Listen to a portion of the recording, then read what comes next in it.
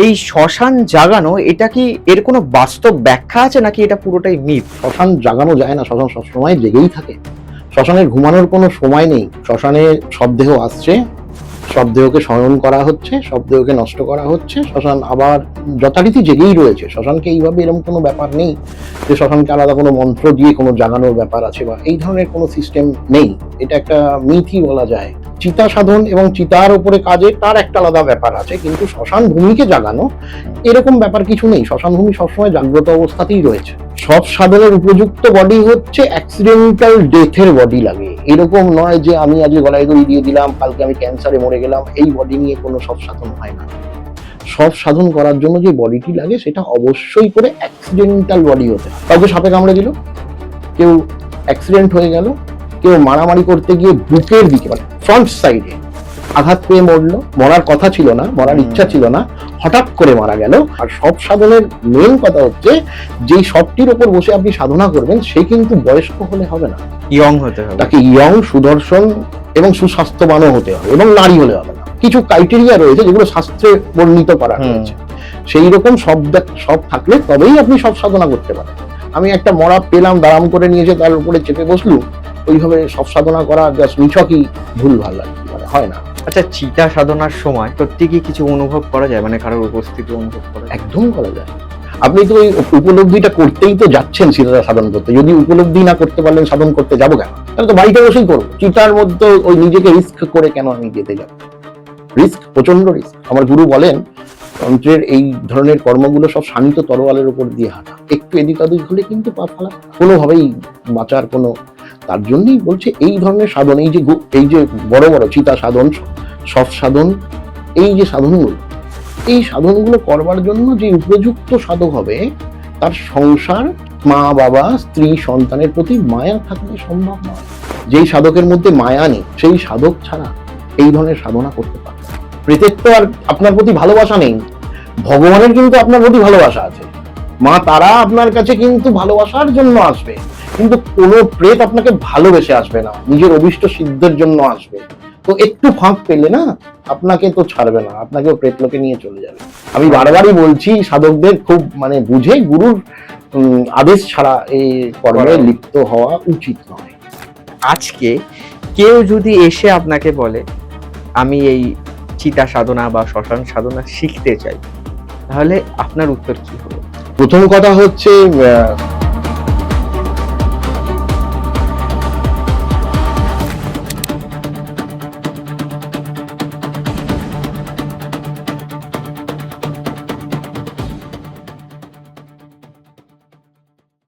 গোসাই ঠাকুরের আড্ডায় আপনাদের আরো একবার স্বাগত। আপনারা জানেন গোসাই ঠাকুর প্রত্যেক সপ্তাহে নতুন নতুন অতিথির সাথে নতুন নতুন বিষয় নিয়ে আসে আপনাদের সামনে। আজকে আমরা যাকে গোসাই ঠাকুরের আড্ডায় পেয়েছি তিনি প্রথমবার এসেছেন আমাদের স্টুডিওতে, তন্ত্রগুরু যোগী সোমনাথ। প্লিজ ওয়েলকাম টু গোসাই ঠাকুরের আড্ডা। নমস্কার, সবাই ভালো থাকুন। আজকে যে বিষয়টা নিয়ে আমরা কথা বলবো সেটা অলরেডি আমাদের দর্শকরা থাম্বনেল এবং টাইটেল দেখে কিছুটা আন্দাজ করতে পেরেছেন।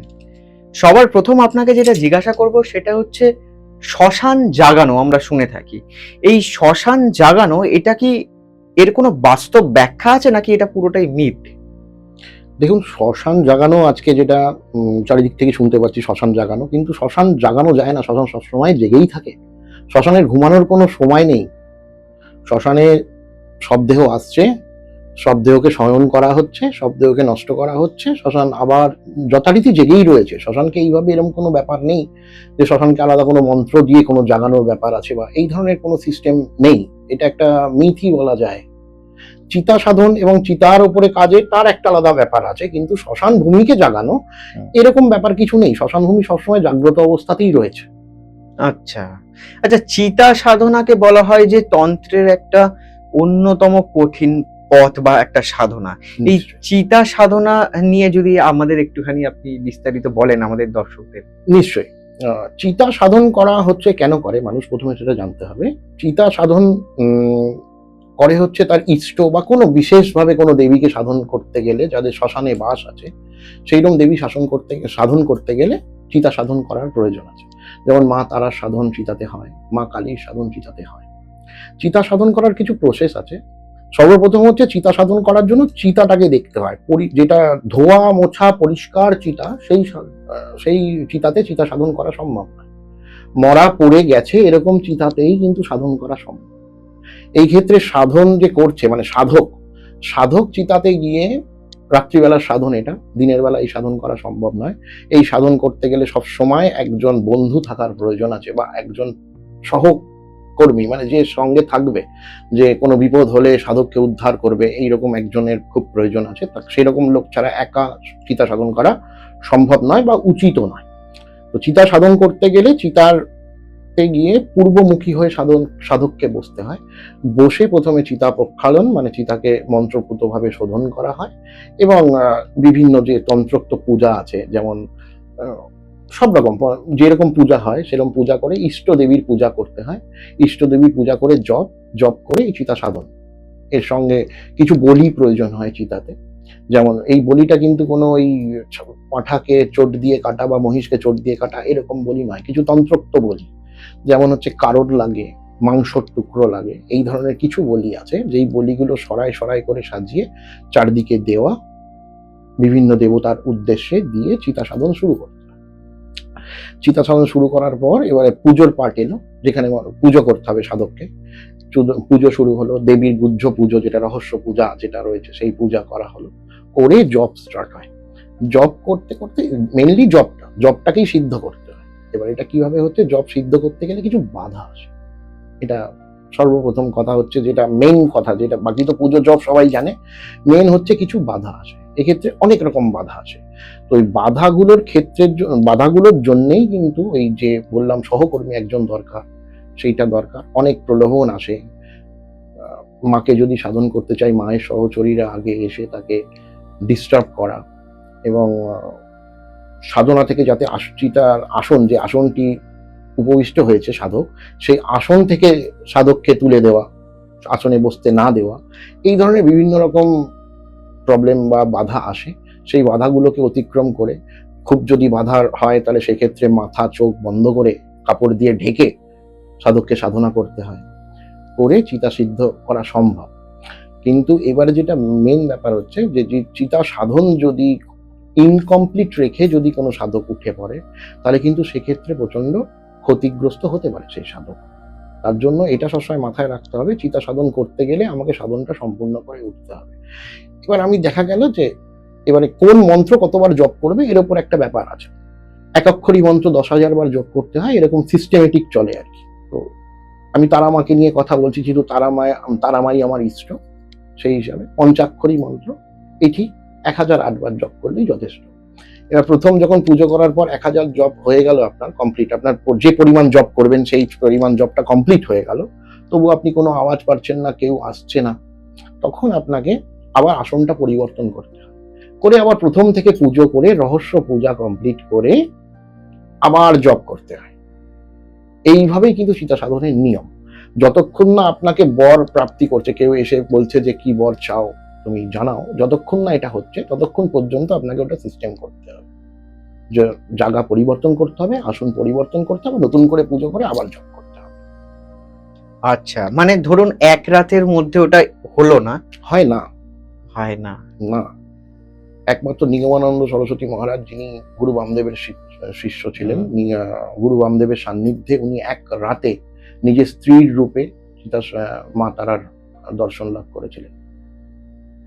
একমাত্র নিদর্শন, আর কেউ নেই। এক রাতে এটা সম্ভব নয়।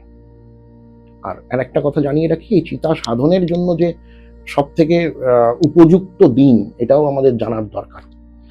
উপযুক্ত দিন হলো অষ্টমী এবং চতুর্দশী, সেটা কৃষ্ণপক্ষ শুক্লপক্ষ যে কোনো পক্ষেরই হতে পারে। এবার আপনাকে জানতে হবে কৃষ্ণপক্ষ আর শুক্লপক্ষের মধ্যে পার্থক্য কি। কৃষ্ণপক্ষ, প্রথমে শুক্লপক্ষর কথা বলি। শুক্লপক্ষের সাধন করে যে চিতা সাধন করে যে সিদ্ধি লাভ করে সে সমৃদ্ধশালী হয়, আর কৃষ্ণপক্ষে চিতা সাধন করে যে সিদ্ধি লাভ করে সে বড় সাধক হতে পারে, মায়ের সান্নিধ্য লাভ করে। এই দুটোর মধ্যে কিন্তু অনেক পার্থক্য রয়েছে। তো এই অষ্টমী এবং চতুর্দশী, এই 4টে দিন, মাসে 2টো অষ্টমী 2টো চতুর্দশী হয়, এই 4টে দিন হচ্ছে চিতা সাধনের জন্য উপযুক্ত দিন, উপযুক্ত সময়। এছাড়া অন্য দিন চিতা সাধন করলে সুফল লাভ হয় না। আচ্ছা, আমরা যখন চিতা সাধনা নিয়ে কথাই বলছি, এখানে হঠাৎ করে আমার মাথায় একটা প্রশ্ন এলো, সেটা হচ্ছে যে এই সব সাধনা তো সবের ওপর উঠে করতে হয়, মানে বসে করতে হয় খুব সম্ভবত। নিশ্চয়ই তার জন্য একটা সবের প্রয়োজন, সেটা আমরা নিশ্চয়ই। সবাই জানি। কিন্তু এখন তো সেটা সম্ভব নয় এখনকার দিনে। না। তাহলে কি এখন কেউ সব সাধনা করে না, বা এখন কি হয় না এই ব্যাপারটা? দেখুন, হয় না আমি বলবো না, হয় না এটা সম্ভব নয়। উপযুক্ত সুলক্ষণযুক্ত সব জোগাড় করতে হয়। সেটা বিভিন্নভাবে জোগাড় করা যায়। তান্ত্রিকরা আচ্ছা। বিভিন্ন পথ জানেন এবং যে গুরু আপনাকে সব সাধনা করাবে, গুরু বিনা তো সব সাধনা হয় না। বা যে সব সাধনা করে সিদ্ধ লাভ করেছে তাকে ছাড়া তো সব সাধনা সম্ভব নয়। হুম। তো সেই ব্যবস্থা করবে আপনার বডি, এবং আপনার যদি সময় হয়ে থাকে, আপনি প্রথম কথা সব সাধনা করার জন্য আপনাকে তো তৈরি থাকতে হবে। আমি এখন দাঁড়াম করে গিয়ে বললাম যে আমি সব সাধনা করব, বা আপনি বললেন সব সাধনা করব, তো সেটা তো সম্ভব নয়। যার হচ্ছে সহস্র পুনশ্চরণ কমপ্লিট, মানে হচ্ছে যেই সাধক সহস্রবার ইষ্টমন্ত্রে পুনশ্চরণ করেছে, সেই সব সাধনার জন্য উপযুক্ত। ঠিক আছে, প্রথমে আপনাকে উপযুক্ত হবে। আপনি সহস্রবার ইষ্ট দেবীর বা ইষ্ট যেই তা আপনার ইষ্ট হোক, তার মন্ত্রকে পুনশ্চরণ করেছেন যখন, তার প্রতি আপনার অধিকার অনেক বেড়ে গেল। তখন সব, আপনি যদি চিতা সাধন করার অভিষ্ট নেন, তাহলে চিতা জোগাড় করার দায়িত্ব একটা কোনো অলৌকিক ভাবে অন্যভাবেই হয়, হয়ে যাবে। সব জোগাড় করার দায়িত্ব অন্যভাবেই হয়, আর হয়ে যায়। এটা মানে অলৌকিক ভাবেই হয়। কোনো কোনো ক্ষেত্রে বানারস, যেটা আমরা দেখেছি, আমরা জানি, এবং বানারসে বডি ভাসানো হয় অনেক ক্ষেত্রে। তো সেই বডি পাওয়া যায়। তো সেখানেই চিতা সাধন, বিশেষভাবে সব সাধন তো আপনার বারাণসীতেই তো হয়। তো ওখানে গঙ্গার মধ্যে বডি ভাসানো হয় কিছু কিছু ক্ষেত্রে, এবং যেই বডিগুলো ভাসানো হয় সেগুলোই চিতা সাধনের জন্য উপযুক্ত। কারণ সব সাধন, বারবার চিতা সাধন বলে ফেলছি। সব সাধনের উপযুক্ত বডি হচ্ছে অ্যাক্সিডেন্টাল ডেথের বডি লাগে। এরকম নয় যে আমি আজকে গলায় দড়ি দিয়ে দিলাম, কালকে আমি ক্যান্সারে মরে গেলাম, এই বডি নিয়ে কোনো সব সাধন হয় না। সব সাধন করার জন্য যে বডিটি লাগে সেটা অবশ্যই করে অ্যাক্সিডেন্টাল বডি হতে হয়। অ্যাক্সিডেন্টাল বডি বলতে কিরকম? কাউকে সাপে কামড়ে দিল, কেউ অ্যাক্সিডেন্ট হয়ে গেল, কেউ মারামারি করতে গিয়ে বুকের দিকে, মানে ফ্রন্ট সাইডে আঘাত পেয়ে মরলো, মরার কথা ছিল না, মরার ইচ্ছা ছিল না, হঠাৎ করে মারা গেল। এই ধরনের সব দিয়ে কিন্তু চিতা সাধন সম্ভব। আচ্ছা। আর চিতা সাধন বলে ফেললাম, সব সাধন সম্ভব। আর সব সাধনের মেন কথা হচ্ছে, যেই সবটির উপর বসে আপনি সাধনা করবেন, সে কিন্তু বয়স্ক হলে হবে না, ইয়ং হতে হবে। তাকে ইয়ং, সুদর্শন এবং সুস্বাস্থ্যবানও হতে হবে, এবং নারী হলে হবে না। পুরুষ সবই প্রয়োজন। আচ্ছা। পুরুষ সবই প্রয়োজন, এবং তা মানে সুঠাম শরীর দরকার, উজ্জ্বল বর্ণ দরকার, কিছু ক্রাইটেরিয়া রয়েছে যেগুলো শাস্ত্রে বর্ণিত করা রয়েছে। সেই রকম সব থাকলে তবেই আপনি সব সাধনা করতে পারেন। আমি একটা মরা পেলাম, দাঁড়াম করে নিয়ে এসে তার উপরে চেপে বসলুম, ওইভাবে সব সাধনা করা জাস্ট নিছকই ভুলভাল আর কি, মানে হয় না। আচ্ছা, আমি একটা কথা শুনেছিলাম, বলুন। হয়তো গল্পের বইতেই পড়েছি, আমার ঠিক মনে পড়ছে না এই সময়, যে সব সাধনার সময় নাকি সব সাড়া দেয় বা উঠে যায়। এটা কি হয়? নিশ্চয়ই হয়। সব সাধনার ব্যাপারটাকে আপনাকে আমি বলি, প্রথম থেকে বলি আর কি। এটা একটা বড় সাবজেক্ট, জানেন তো, এটা খুব একটা ছোট সাবজেক্ট নয়। ওইখানেও ব্যাপারটা চিতা সাধনের মতো একই সাধন। মন্ত্র সিদ্ধি, ইষ্ট সিদ্ধি, কেউ ইষ্টকে সিদ্ধি করে, বা কেউ অন্য দেবীও সিদ্ধি করতে পারে। অভীষ্ট সাধন, তন্ত্র দুরকম হয়। একটা হচ্ছে অভীষ্ট সাধনের জন্য তন্ত্র হয়, আর একটা হচ্ছে মাতৃ বা ইষ্টর কোলে যাওয়ার জন্য, যেটা সমর্পণের জন্য সাধন হয়। যে এই দুটোই অভীষ্ট আর কি। তো এই হিসাবে বলছি, অভীষ্ট সাধনের জন্য এই। তো আপনি যখন কোনো সবকে নিয়ে এসে আসন বানাচ্ছেন, তার একটা বিশেষ প্রসেস আছে। সবকে স্নান করানো হয়, চন্দন লেপা হয়, সবকে কিন্তু উল্টে শোয়ানো হয়। এরকম নয় যে সোজা করে শুয়ে তার পেটের উপর উঠে পড়বো। অনেকেই বলে, দেখবেন যে পেটের উপর উঠে সাধনা করছি, তখন পেট ফেটে গেলে তো ঢুকে পড়বে আর কি, এরকম একটা ব্যাপার। তো ওই রকম তো হয় না, সবকে অবশ্যই উপর করে শোয়াতে হয়। তো এবং মুখে পান, সুপারি, ছোলা এগুলো দিয়ে সাধন শুরু করতে হয়। অনেকে বলে ওই যে সাধন করতে করতে কেঁপে উঠবে, তখন কারণ আর ওই দেওয়া হবে। এটা কিন্তু সিস্টেম, এটা কি শাস্ত্র বর্ণিত নয়। আচ্ছা, দেখুন, এটাও আমি বলবো যে সবকিছু কিন্তু শাস্ত্র মেনেও হয় না, এটা স্পিরিচুয়ালিটি। এখানে কিছু কিছু ক্ষেত্রে গুরুদের ভাষও এক একজন এক এক রকম ভাবে সাধনা করে, তো গুরুদের ভাষও কাজে লাগে। আমি কোনোটাকে মিথ্যে বলছি না, কিন্তু স্বাস্থ্য বর্ণিত কথাই আমি এখানে বলতে চাইছি আর কি। উপর হয়ে ওই যে মাথাটা, সবের যে মাথাটা তো নিচের দিকে থাকে, তাকে উপর দিকে টেনে তোলা হয়, তুলে তার মধ্যে বলি দ্রব্য চাপানো হয়। বলি দ্রব্য মানে কি? আসব, আসব মানে কারণ, মদ্য যাকে বলা হচ্ছে, এবং মাংস ইত্যাদি ইত্যাদি যেগুলো বলি দ্রব্য আছে দেওয়া হয়।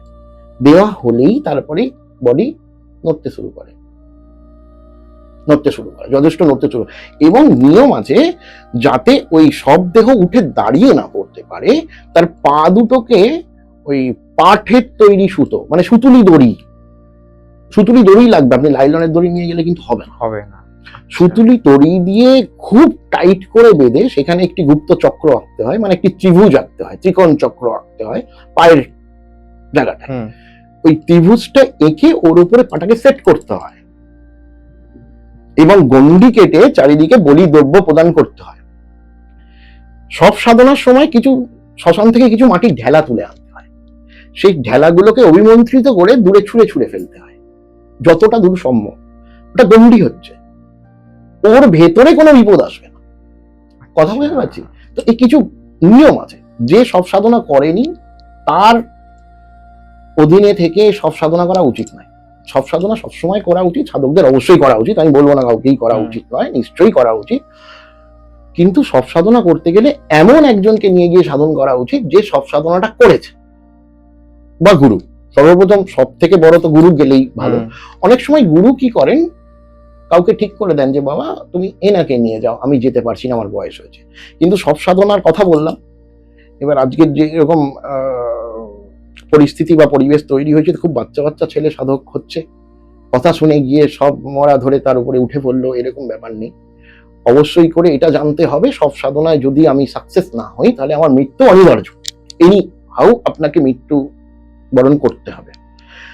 আবার সব সাধনা করে আপনি সিদ্ধ হয়ে বাড়ি গেলেন, তারপরেও কিছু কর্মের মানা রয়েছে, যে কিছু কিছু জিনিস করা যায় না, সেগুলো করলে সেক্ষেত্রেও আপনার মৃত্যু হতে পারে। সব সাধনা ছেলে খেলার বস্তু তো মোটেই নয়, করা তো দূরস্থ, ভাবাও উচিত নয়। এই হচ্ছে সব সাধনার ব্যাপার। আচ্ছা, আমরা শুনেছি সদ্য জলা চিতার পাশে বসে সাধনা করতে 100 বার করতে হয়। এই বিষয়ে যদি আপনি একটু আলোচনা করেন। এই সাধনা না, দেখুন আমাদের তো সাধনা করার জন্য অনেক রকম পরম্পরা আছে, যেমন নাদ ঘরানা। আমি নাদ ঘরানার দীক্ষিত, সঙ্গে আমি পূর্ণাভিষিক্ত কামাখ্যায় বীরাচার্য। তো এক একটা পরম্পরার এক এক রকম সিস্টেম।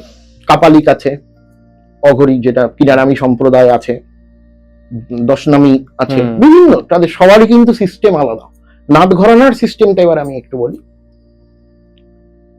নাদ ঘরানার সিস্টেমে চিতা সাধন করতে গেলে আপনাকে চিতার আগুনে বসে রোট তৈরি করতে হয়। আচ্ছা, আমাদের একটা কনসেপ্ট আছে রোট। চিতা যে আগুনটা হচ্ছে ওইটাকে যজ্ঞকুণ্ড মনে করে ওর ভেতরে রোট তৈরি করতে হয়। আচ্ছা, এবং ওই রোটের ভোগ দিয়ে তারপরে সাধনা শুরু করতে হয়। আর আমি আগেই বললাম না, যেই চিতাটাকে ধুয়ে পরিষ্কার করে দিয়ে গেছে সেই চিতাতে কোনো কাজ নেই, মরা পুড়িয়ে গেছে, আগুন গনগন করছে, সেই চিতাতে বসে আপনাকে চিতা সাধন করতে হবে, সে যে কোনো পরম্পরাতেই হোক না কেন। প্রসেস গুলো আলাদা আলাদা আলাদা আলাদা করে যাচ্ছে। আমি প্রথমে যে প্রসেসটা বলেছিলাম সেটা হচ্ছে কৌল, মানে তন্ত্রের প্রসেস। আর এই রোড বানানোর প্রসেসটা নাদ ঘরানার, আমাদের নাদ ঘরানার প্রসেস। আমি যেহেতু দুটোতেই দীক্ষিত, সেহেতু আমি দুটোই আর কি আপনাকে আমি বলবো। আচ্ছা, চিতা সাধনার সময় সত্যি কি কিছু অনুভব করা যায়, মানে কারোর উপস্থিতি অনুভব করা যায়? একদম করা যায়। আপনি তো ওই উপলব্ধিটা করতেই তো যাচ্ছেন চিতা সাধন করতে। যদি উপলব্ধি না করতে পারলেন সাধন করতে যাবো কেন? তাহলে তো বাড়িতে বসেই করবো। চিতার মধ্যে ওই নিজেকে রিস্ক করে কেন আমি যেতে যাব? রিস্ক, প্রচন্ড রিস্ক। আমার গুরু বলেন তন্ত্রের এই ধরনের কর্মগুলো সব শানিত তরোয়ালের উপর দিয়ে হাঁটা, একটু এদিক ওদিক হলে কিন্তু পা ফালা হবে, কোনোভাবেই বাঁচার কোনো। তার জন্যই বলছে এই ধরনের সাধন, এই যে বড় বড় চিতা সাধন, সব সাধন, এই যে সাধনগুলো, এই সাধনগুলো করবার জন্য যে উপযুক্ত সাধক হবে, তার সংসার, ছেলে মানে সন্তান, মা বাবা, স্ত্রী, সন্তানের প্রতি মায়া থাকলে সম্ভব নয়। যেই সাধকের মধ্যে মায়া নেই, সেই সাধক ছাড়া এই ধরনের সাধনা করতে পারবে না। উচিতই নয়। মানে গুরু তাদেরকে বলবেই না যে ভাই তুমি এই সাধন করতে যাও। গুরু তো বেছে বেছে সাধন দেয়, সবাইকে সব সাধন তো দেয় না। তো এই ধরনের সাধনগুলো পাওয়ার জন্য আপনাকে প্রথম কথা মায়াহীন হতে হবে। সব থেকে উত্তম আপনার কেউ নেই, আপনি একা। যদি থেকেও থাকে, স্ত্রী পুত্রের উপর মায়া যদি আপনার খুব বেশি থাকে, তাহলে এইসব সাধন করতে যাওয়া উচিত নয়। কারণ এই সাধনের ফল হিসাবে কিন্তু আপনি যদি ফেলিওর হন, তাহলে আপনার মৃত্যু, বাঁচার কোনো উপায় বা নেই। পঙ্গু। বেঁচে রইলেন, পঙ্গু হয়ে গেলেন, ও, আপনার বাক শক্তি চিরকাল চলে গেল, আপনার দর্শন শক্তি পুরো চিরকাল চলে গেল। বিভিন্ন রকম প্রসেস আছে। যেমন আপনাকে ওই সব সাধনার কথা বললাম, সব সাধনা করার পরে 9 দিন দিনের বেলা কথা বলা যায় না। দিনের বেলা আপনাকে মৌনব্রত পালন করতে হবে। যদি আপনি না করেন, 9 দিন না, আমি ভুল বললাম, এক পক্ষকাল, মানে 15 ডেজ। যদি ওর মধ্যে যদি আপনি কথা বলেন, আপনার বাকশক্তি চলে গেল, মানে ভুল করেও বলে ফেললে চলে গেল, কথা বললে চলে গেল আপনার বাকশক্তি। এক পক্ষকাল আপনি যে সব সাধন করেছেন এটা কাউকে বলা যাবে না। যদি বলেন, আপনি দুরারোগ্য ব্যাধিতে ভুগবেন, সেই ব্যাধি ঠিক হবে না। আপনি কিন্তু মায়ের বরপ্রাপ্ত হয়ে এসছেন, আপনি কিন্তু সিদ্ধ, তথাপি এগুলো হবে। তো সাধন করে ফেললাম, সিদ্ধ হয়ে গেলাম, বাড়ি চলে এলাম, স্নান করে মাংসের ঝোল ভাত খেয়ে ঘুমিয়ে পড়লাম, এটা কিন্তু নয়। তার ওই সাধনটা ওই একদিনের সাধন নয়, চলে, কন্টিনিউশন আছে এর একটা বড়।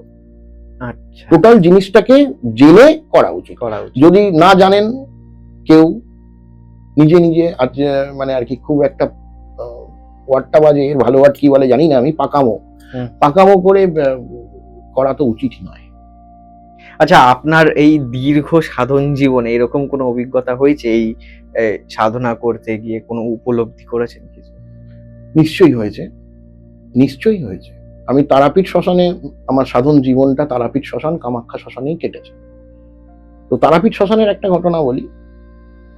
তখন শ্মশানের মধ্যে এরকম লাইট বা এরকম চিতাকে যে ওই এত ইসে ছিল না, মানে এত কাঁচা শ্মশান ছিল, চারিদিকে ওই কবর দেয়া সমাধিস্থ সব রয়েছে।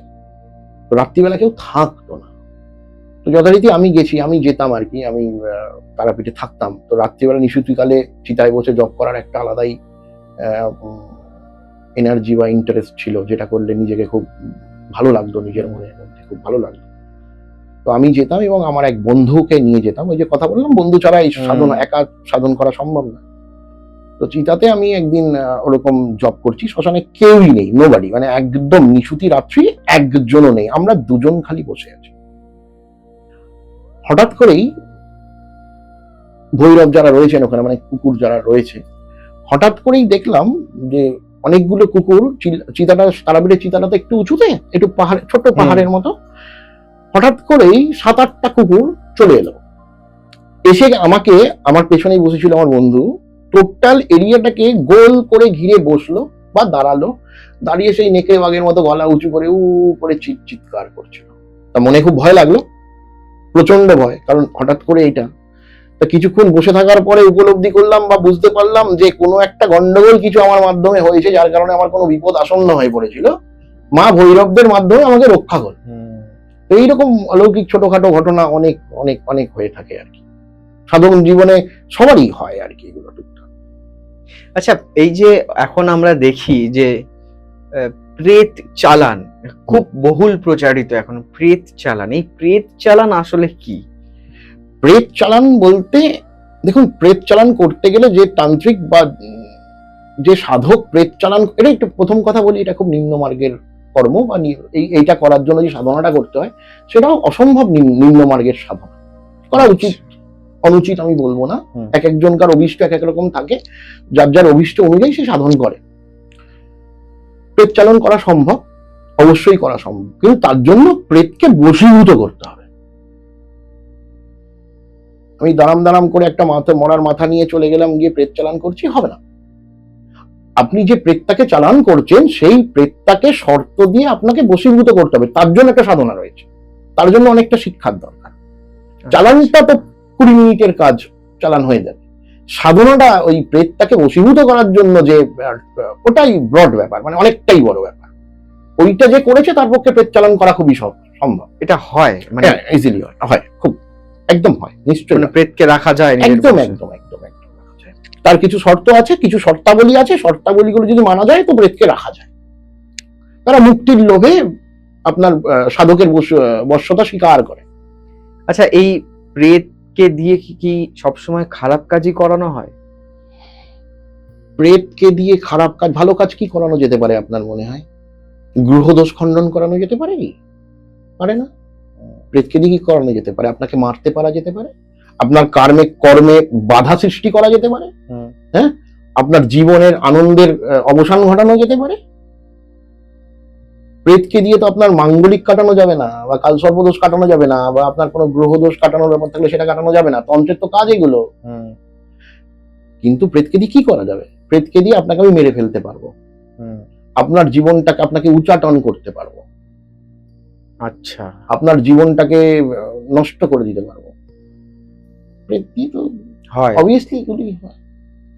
যদি ভালো কাজ করা যেত ভালো কাজও হতো, কারণ বর্ষতা অনুযায়ী কেউ যদি আপনার কর্মরত চাকর, আমি খুব একটা একদম চাকর হিসাবে যদি কেউ আপনার কাছে কাজ করে, তাকে দিয়ে আপনি সবকিছুই করাতে পারবেন, বাড়ির রান্নাটাও করাতে পারবেন, ঘরটাও মোছাতে পারবেন। কিন্তু সে যদি রান্না করতে না জানে তো রান্নাটা সে করতে পারবে না। ঠিক কথা, ঠিক। আচ্ছা, আপনি তো তারাপীঠে থাকেন এবং আপনার অনেক সাধনার জায়গা আছে। আমাদের স্ক্রিনে তো ফোন নাম্বার যাচ্ছেই আপনার। এই ফোন নাম্বারে যদি আমাদের দর্শকরা যোগাযোগ করতে চায়, তার কি কি প্রসিডিওর আছে? দেখুন, আমি যে দেখি আর কি, সেটা শেওড়াফুলি আমার গৃহ মন্দির। যদিও আমি ওখানে থাকি না, আমার মন্দির আছে একটি, তারা মায়ের মন্দির, আমার ইষ্ট দেবীর মন্দির আমার নিজের, ওখানে আমি দেখি। এছাড়া ডোমজুর মাকড়দা এলাকায় তারা মন্দির আছে, তার পাশে একটি আমার বসার জায়গা রয়েছে, সেখানে আমি আর কি দেখি। তবে অবশ্যই আগে, দুদিন আগে অন্তত ফোন করতে হবে, ফোন করে, কারণ খুব বেশি প্র্যাকটিস আমি করি না আর কি, খুব মিনিমাম। তো দুদিন আগে না জানালে আমার পক্ষে সময় দেওয়া সম্ভব হয়ে ওঠে না। আচ্ছা, কখনো কি কোনো সাধক এই প্রেত চালনার কারণে মারা গিয়েছেন বা ভুল সাধনার কারণে মারা গিয়েছেন বলে আপনি শুনেছেন? দেখুন, মারা গেছেন, আমি ঠিক এই আজ থেকে 12 দিন 13 দিন আগের একটা ঘটনা বলি। আমারই গুরুস্থানীয় এক ব্যক্তি, গুরুস্থানীয়, নাম আমি করছি না, নাথ ঘরানার দর্শনী মূর্তি, তিনি ঘুরে বেড়ান, ফকির লোক। উনি ছিলেন হচ্ছে হরিয়ানার পানিপথ এলাকা।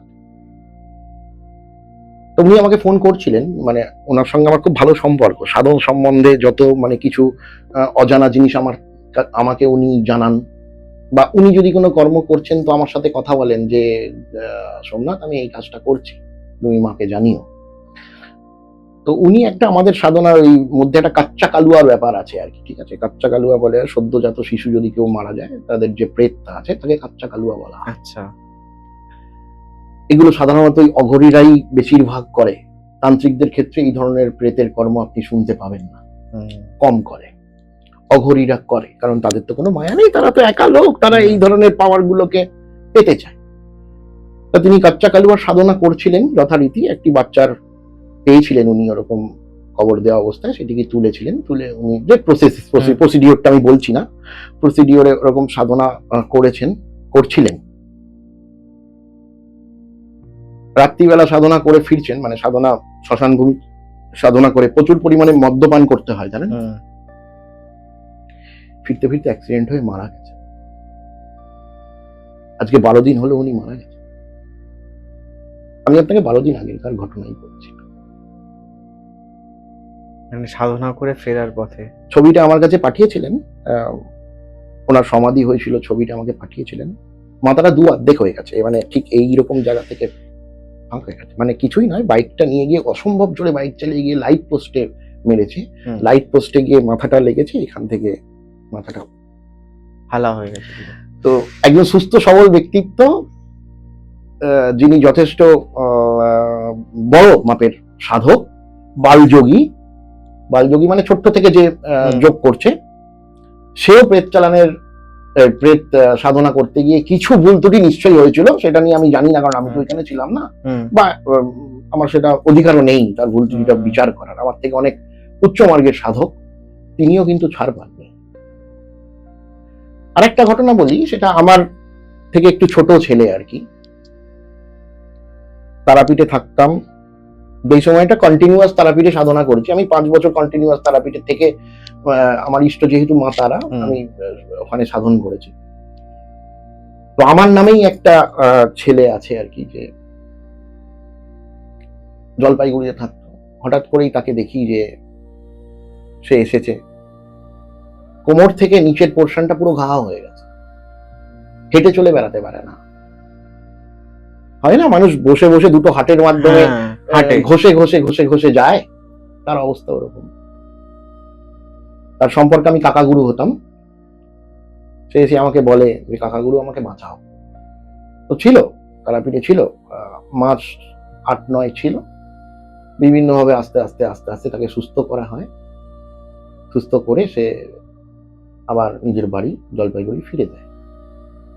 তো এগুলো শুনতে খুব রোমাঞ্চকর, অবশ্যই আমি অস্বীকার করছি, শুনে খুব ইন্টারেস্টিং। মানুষ খুব আজকাল মানুষের এই ভগবানের থেকে প্রেতের ওপরে ইন্টারেস্ট বেশি, কিন্তু এর ফল খুব জঘন্য, খুবই জঘন্য। মানে এতই বেশি জঘন্য, কোনো প্রেত আপনাকে আপনার কাছে বশ্যতা স্বীকার করছে, তার কারণ তো কিছু থাকবে, কিছু তো গিভ অ্যান্ড টেক পলিসি থাকবেই। প্রেতের তো আর আপনার প্রতি ভালোবাসা নেই, ভগবানের কিন্তু আপনার প্রতি ভালোবাসা আছে। মা তারা আপনার কাছে কিন্তু ভালোবাসার জন্য আসবে, কিন্তু কোনো প্রেত আপনাকে ভালোবেসে আসবে না, নিজের অভিষ্ট সিদ্ধের জন্য আসবে।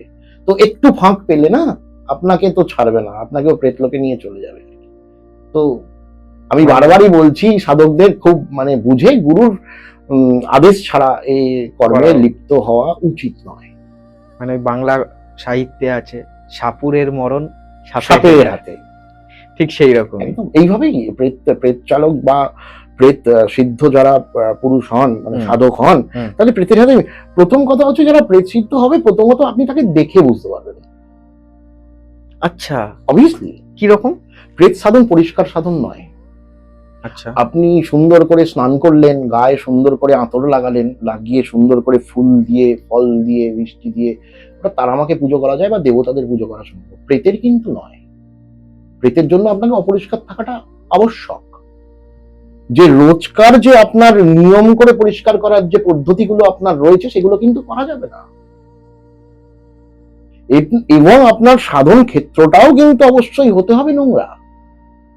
খুব সুন্দর ঠাকুর ঘরে বসে একটা সুন্দর কম্বলের আসন পেতে, বা ওই আপনার সুন্দর দেখতে কলকা করা আসন পেতে আমি জপ করতে বসে প্রেত সাধন করা সম্ভব নয় আমার পক্ষে, কেউ পারে না। প্রেত সাধকের সঙ্গ দোষে একটা কথা আছে না, সঙ্গ দোষ। যে প্রেত সাধক হয় তাকে প্রেতের মতোই দেখতে হয়, তার পাশে আপনি বসতে পারবেন না। বাকি আমি যদি এখন এসে পরিষ্কার সুন্দর গায়ে সুন্দর গন্ধ ছাড়ছে, আমি যদি বলি আমি প্রেত সাধক, তাহলে মিথ্যা কথা বলছি। এটা প্র্যাকটিক্যাল। আপনি যাদের সঙ্গে থাকছেন, যাদের সঙ্গে সঙ্গত করছেন, তাদের মতো তো আপনাকে হতে হবে, নাহলে তারা আপনার সঙ্গে সঙ্গত করবে না। আপনি কি আজকে এখান থেকে বেরিয়ে 4টে মাতালকে ধরে সঙ্গত করবেন না? আপনি কি আপনার লেভেল অনুযায়ী লোকের সাথে সঙ্গত করবেন? এই ব্যাপারটা সেম, একদম একদম এইটাই। আচ্ছা আচ্ছা, আমরা ফেসবুকে অনেক সময় অনেক ভিডিও দেখি যে এই ভূত ছাড়ানোর যে ব্যাপারটা, এগুলো কতটা সত্যতা বলে আপনি মনে করেন? দেখুন, এই এক্সোসিজম যেটা আপনি যেটা বলছেন, তাই তো ইংরেজরা বলে, দেখা যায় ভূত আছে, নেই আমি অস্বীকার করি না, অবশ্যই আছে। কিন্তু প্রশ্ন হচ্ছে কত পার্সেন্ট ভূতের পজেস্ট করার ক্ষমতা আছে।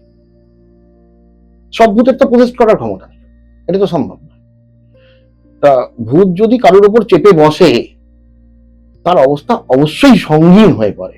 তাকে ভূত ছাড়ানোটা খুব একটা ওই গেলাম একটা মন্ত্র পড়ে দিলাম, ওটা হয় না, মানে একটু টাফ ব্যাপার। অবশ্যই ভূত ধরে, এবং ভূত ছাড়ানোর অবশ্যই কর্ম আছে, এবং যারা জানেন তারা করেন। আচ্ছা, এটা মিথ্যা নয়, এরকম নয় যে এটা মিথ্যা, কিন্তু ভূত ধরাটা বেশিরভাগ ক্ষেত্রেই মিথ্যা। আর আমি আমার জীবনে অন্ততপক্ষে 200-300 ভূত ছাড়িয়েছি। আমি 20 বছর ধরে সাধন করছি, জানেন।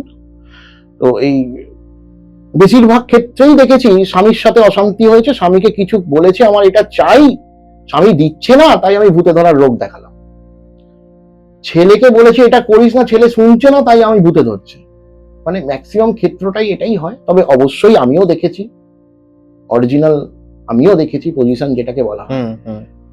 তার জন্য সেটা খুব, কিন্তু যার হয় সে বোঝে আর কি, তার কিন্তু খুব একটা বেশি ভালো অবস্থা থাকে না। মানে আমরা যে ছাড়াতে যাই ভূত, তখন আমরাও কিন্তু 100% গ্যারেন্টি দিয়ে বলতে পারবো না যে ভূতটাকে ছাড়াতে পারবই।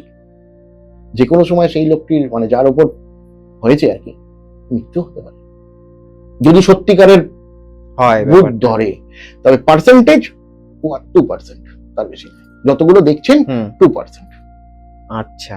বাকিটা মানসিক বিকৃতি, কিছুটা শারীরিক রোগ, নার্ভের রোগ, এগুলোই, বা নিজের অভিষ্ট সাধন। ওই সব কর্মগুলোই অভিষ্ট সাধন। কেউ কিছু করিয়ে নিতে চাইছে আপনাকে দিয়ে, তো তার জন্য ভূতে ধরছে আর কি, এরকম একটা ব্যাপার ম্যাক্সিমাম ক্ষেত্রে। আর অরিজিনাল ভূতে ধরলে তাকে, তার কঠিন অবস্থা, মানে তার অবস্থা মায়া সঙ্গীন হয়ে পড়ে। সঙ্গীত, মানে সেটাকে গল্প করে বলার মতো নয়। আচ্ছা, আমরা যখন সব সাধনা নিয়ে আলোচনা করছিলাম, একটা বিষয় নিয়ে আলোচনা করলাম, সেটা হচ্ছে যে সবের কিরকম উৎসব হয় আর কি সাধনার জন্য। এই যে প্রেত যে চালনা করা হয়, যে সাধক আর কি প্রেত ধরে রাখেন, নিজের বশে রাখেন, সেই প্রেত কিরকম হয়? মানে উৎকৃষ্ট প্রেত কিরকম? ওই একই, অতৃপ্ত। মানে আমি জানি না আমার মৃত্যু হয়ে গেল, আমার কিছু করা হয়নি, আমার অনেক জীবনের ইচ্ছা বাকি, অতৃপ্ত হলো। প্রথমত তার সেই রকম একটা বডি খুঁজতে হবে। এক্ষেত্রে কিন্তু ছেলে মেয়ে নির্বিশেষে আপনি সেই বডিটা খুঁজতে পারেন, সবটা খুঁজতে পারেন। আচ্ছা। এক্ষেত্রে শুধু ছেলেই লাগবে, পুরুষ সবই লাগবে এরকম নয়, এক্ষেত্রে মহিলা সবও হতে পারে। আর বাচ্চা, দুদিনের বাচ্চা সব চলে না,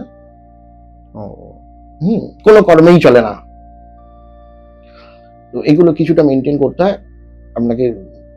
ওই প্রেত যে মারা গেল, সেই ধরুন অ্যাক্সিডেন্ট হয়ে মারা গেল, ওই সময় তার বস্ত্র, চুল বা শরীরের কোনো অংশ, হাড্ডি, কিছু বিশেষ অংশ রয়েছে, কিন্তু সব অংশ মিলে কাজ হয় না, বিশেষ কিছু অংশ যদি আপনি জোগাড় করতে পারেন, তার উপর বিশেষ সাধনা রয়েছে, সেটাও গুরুমুখী বিদ্যা। ওই সাধনা করলে প্রেত আসবে আপনার কাছে, এবং তাকে তখন প্রতিজ্ঞাবদ্ধ করাতে হয়। দেবতার ক্ষেত্রেও যখন প্রতিজ্ঞাবদ্ধ করাতে হয় না, তেমনি প্রেতের ক্ষেত্রেও প্রতিজ্ঞাবদ্ধ করে। যখন আপনি এমনি সব সাধন করছেন, তখন যখন দেবতা সবের মুখ থেকে কথা বলছে, তখন দেবতাকেও কিন্তু প্রতিজ্ঞাবদ্ধ করাতে হয়। মা, তুমি প্রতিজ্ঞা, আমাকে কথা দাও যে আমি এই সাধনায় সিদ্ধি লাভ করবো, নাহলে কিন্তু সিদ্ধি হবে না। আচ্ছা, সবটাই কিন্তু তাদের মুখ থেকে বলিয়ে নিতে হবে আপনাকে, কারণ পথ, আলটিমেট পথটা কিন্তু তারাই দেখাবে, এটা কেউ দেখাতে পারে না। আচ্ছা আচ্ছা, তারাপীঠ, কাশী, উজ্জয়িনী, বেনারস, এই যে স্থানগুলো আছে, এই স্থানগুলোতেই কেন এত বেশি প্রসিদ্ধ তন্ত্র সাধনা? প্রথম কথা হচ্ছে এই মহাশ্মশান, যে কোনো ভূতনাথ আপনি বললেন না, ভূতনাথ, হ্যাঁ, আসাম মহাশ্মশানের একটা সাধন করার জন্য সব থেকে ভালো জায়গা মহাশ্মশান, আমি সাধন করতে পারি। এছাড়া আপনি যেইগুলোরই নাম বললেন সেগুলো সবই পীঠস্থান, সব জায়গাতেই দেবতার বসবাস একদম উপলব্ধি করা যায়। আচ্ছা, আপনি বারাণসীতে মণিকর্ণিকা ঘাট বলুন, দশাশ্বমেধ ঘাট 10টা অশ্বমেধ যজ্ঞ হয়েছিল,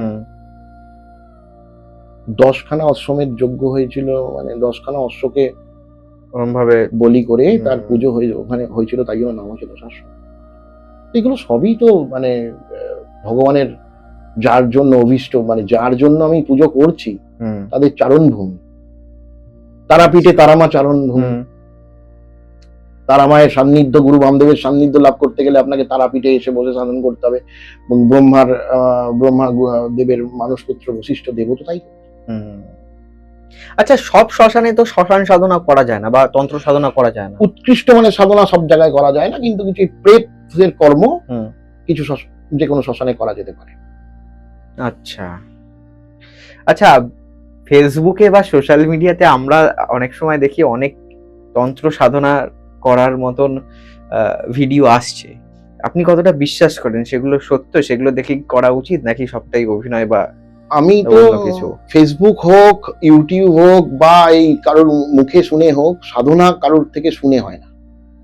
সাধনা গুরুমুখী বিদ্যা, গুরু যদি না দেয় সাধনা করা উচিত নয়। আচ্ছা, গুরু ততদিন পর্যন্ত কোন সাধককে সাধনা দেয় যতদিন পর্যন্ত সেই সাধকটি পূর্ণতা লাভ না করে। যেদিনকে পূর্ণতা লাভ করে গেল, তো সাধনা ভেতর থেকে আসে। কারণ সাধনার একটা ব্যাপার আছে, আপনার পূর্ব জন্মে যদি আপনি সাধক হয়ে থাকেন, যতটা সাধনা করেছেন তারপর থেকে এখানে করতে হবে।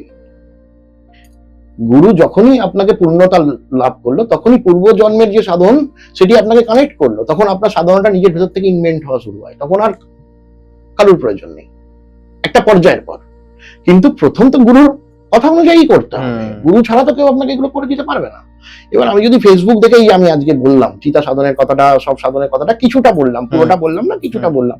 এবার যদি কোনো সাধক এখন নতুন নতুন 2 মাস সাধন দীক্ষা নিয়েছেন, এখন অ্যাডভেঞ্চার সবারই ভালো লাগে, বাচ্চাদের সবারই ভালো লাগে, আমারও ভালো লেগেছে ওই বয়সে, তো গিয়ে যদি চিতার মধ্যে বসে করতে থাকে তাহলে তো বিপদ হয়।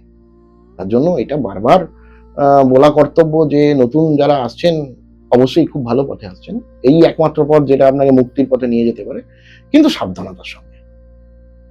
গুরু বিনা কর্ম করা অনুচিত, বা গুরু নির্ধারিত কোনো ব্যক্তির সান্নিধ্যে এসে কর্ম করা সেটা উচিত। আচ্ছা, মানে গুরু বা গুরুর নির্ধারিত কেউ থাকবে যে ভাই তোমাকে গাইড করো। তাছাড়া আমি পাড়ার থেকে রামাল আগে যদু কাকুকে ডেকে নিয়ে গেলাম, গিয়ে বললাম যে চলো একটু বসবে পাশে, আমি একটু চিতা সাধন করবো, ওইভাবে হয় না। আচ্ছা, আমি একটা জিনিস শুনেছি যে তন্ত্র সাধনা এক জীবনে হয় না, না। এটা কি সত্যি? একদম, তন্ত্র সাধনা এক জীবনে হয় না। সব থেকে সাধনা কথাটা আমি বলবো না, সাধনা তো হচ্ছেই। এই কুলকুণ্ডলিনী জাগরিত কোনোদিন এক সাধনা এক জন্মে হয় না। একটি পর্যায় থেকে আরেকটি পর্যায়ে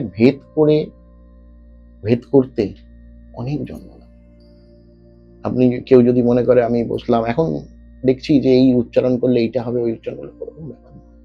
এগুলো জাস্ট ওই ভিউজের। আমি ওগুলো বলবো না, আমি কোনো কন্ট্রোভার্সি করতে চাই না। যার যার পেট তার খিদে, সে তার খিদেকে। ঠিক, আমাদের সময় একদম শেষের দিকে, তবে শেষ করার আগে যে প্রশ্নটা আপনাকে করব সেটা হচ্ছে, আজকে কেউ যদি এসে আপনাকে বলে আমি এই চিতা সাধনা বা শ্মশান সাধনা শিখতে চাই, তাহলে আপনার উত্তর কি হবে? প্রথম কথা হচ্ছে সাধনা তো শেখানো যেতেই পারে, কিন্তু ঘটনা হচ্ছে আমি যদি যে শিখতে আসে তাকে যদি পাত্র হিসাবে ধরি, তাহলে সর্বপ্রথম আমাকে দেখতে হয় পাত্রটা ফুটো না ঠিকঠাক। ফুটো পাত্রে যদি আমি জল দিই, আপনি ফুটো ভারে চা নিলে চাটা তো পড়েই যায়। তো অবশ্যই গুরুর ক্ষেত্রেও শিষ্যকে বাছার একটা ব্যাপার থাকে, আর শিষ্যর ক্ষেত্রেও কিন্তু গুরুকে বাছার একটা ব্যাপার থাকে, দুটোই কিন্তু আছে। এরকম বলছি না শুধু গুরুরই অধিকার আছে শিষ্যকে বাছার, শিষ্যের অধিকার আছে গুরুকে বাছার। দুপক্ষ যদি দুজনের মধ্যে ওই ব্যাপারটা স্যাটিসফাইড থাকে, গুরু যদি স্যাটিসফাইড থাকে যে শিষ্যটা করে দেবে, মানে মাঝপথে ফেলে আসবে না, তাহলে অবশ্যই শেখানো যাবে। কিন্তু এরম নয় যে মাঝপথে যে ফেলে আসবে, যার পাত্র ফুটো বা অত ধৈর্য নেই, অধ্যাবসায় নেই, তাকে দিয়ে করানো যায় না। আর এই পর্যায়ে সাধন করার আগে, তার আগে যে সাধনটা করতে হয়, সেই সাধনটা আগে করতে করতেই তার মানে ইচ্ছা চলে যাবে আর কি। মানে ওটাই আমি আপনাকে বললাম না, ইষ্ট মন্ত্র সহস্রবার পুনশ্চরণ, একবার পুনশ্চরণ করতে 1 লক্ষ জপ, যদি না করেন 1,22,200, মানে 1,23,000, 1,25,000 জপ করতে হয়। সেটা সহস্রবার মানে 1000 বার। মানে আপনি ভেবে দেখুন আপনার জীবনের কটা বছর এতে যাবে। তারপরে গিয়ে তারপরে চিন্তা ভাবনা আছে, আগে এটা কমপ্লিট। অনেক অনেক ধন্যবাদ আমাদের গোসাই ঠাকুরের আড্ডায় আসার জন্য, এতটা সময় আমাদের দেওয়ার জন্য। আজকের মতন গোসাই ঠাকুরের আড্ডার এই পর্ব এখানেই শেষ করছি। দেখা হবে আগামী সপ্তাহে নতুন কোনো অতিথির সাথে, নতুন কোনো বিষয় নিয়ে। ততক্ষণ দেখতে থাকবেন গোসাই ঠাকুরের আড্ডা। আর হ্যাঁ, আপনারা যারা যারা ভাবছেন যোগী সোমনাথের সাথে যোগাযোগ করতে চাইছেন, তারা অবশ্যই যোগাযোগ করতে পারেন। স্ক্রিনে তো নাম্বার রয়েছে, ডেসক্রিপশন বক্সেও নাম্বার রইলো। এছাড়া যদি কোথাও অসুবিধা হয়, আমাদের অফিসিয়াল ফোন নাম্বারে ফোন করতে পারেন, আমরা আপনাকে গাইড করে দেবো। ভালো থাকবেন, সুস্থ থাকবেন, আর দেখতে থাকবেন গোসাই ঠাকুরের আড্ডা। নমস্কার।